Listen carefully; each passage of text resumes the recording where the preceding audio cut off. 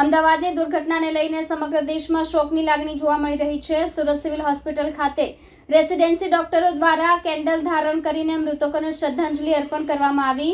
મૌન પાળી દુઃખ વ્યક્ત કરાયું અને ભવિષ્યમાં આવી ઘટનાઓ ન બને તેવી પ્રાર્થના પણ કરવામાં આવી। અમદાવાદમાં થયેલી દર્દનાક દુર્ઘટનાને લઈ સમગ્ર દેશમાં શોકનો માહોલ છવાઈ ગયો છે।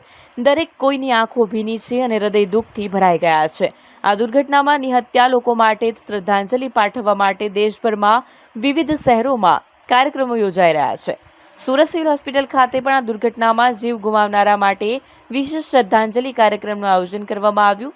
હોસ્પિટલના રેસિડેન્સી ડોક્ટરો મોટી સંખ્યામાં ઉપસ્થિત રહ્યા અને કેન્ડલ હાથમાં લઈને શાંતિ પ્રગટાવતા શ્રદ્ધાંજલિ આપી।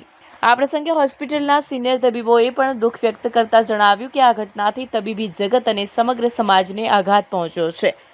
લોકોની સલામતી માટે આપણે બધાએ વધુ જાગૃત થવાની જરૂર છે। અમદાવાદની દુર્ઘટનાને લઈને સમગ્ર દેશમાં શોકની લાગણી જોવા મળી રહી છે। સુરત સિવિલ હોસ્પિટલ ખાતે રેસિડેન્સી ડોક્ટરો દ્વારા કેન્ડલ ધારણ કરીને મૃતકોને શ્રદ્ધાંજલિ અર્પણ કરવામાં આવી। મૌન પાળી દુઃખ વ્યક્ત કરાયું અને ભવિષ્યમાં આવી ઘટનાઓ ન બને તેવી પ્રાર્થના પણ કરવામાં આવી। ગઈકાલે ખૂબ દુઃખદ વિમાન દુર્ઘટના અમદાવાદમાં થઈ છે। અનેક પ્રવાસીઓના જીવ ગુમાવ્યા છે। સાથે સાથે મેડિકલ હોસ્ટેલ પર વિમાન પડવાને કારણે અનેક વિદ્યાર્થીઓને ઈજાઓ પણ થઈ છે, ઘણા મૃતક થયા છે।